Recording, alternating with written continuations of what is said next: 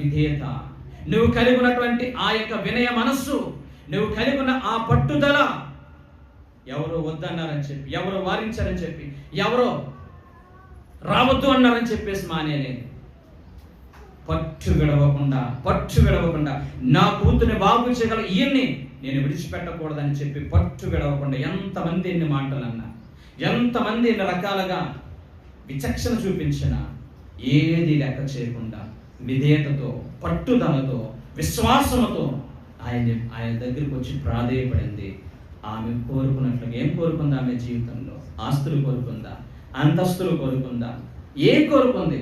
నా కూతురు బాగుపడితే చాలు నాయన, నా కూతురు మనిషి అయితే చాలు, నా కూతురు మనిషిగా ప్రవర్తిస్తే చాలని ప్రభు దగ్గరికి వచ్చింది. దేవుడు బాగు చేస్తాడు, నీవు కోరుకున్నట్లుగానే నీకు అవునుగా కానీ పంపించాడు. తన కూతురు బాగుపడ్డది. బైబిల్ చరిత్రలో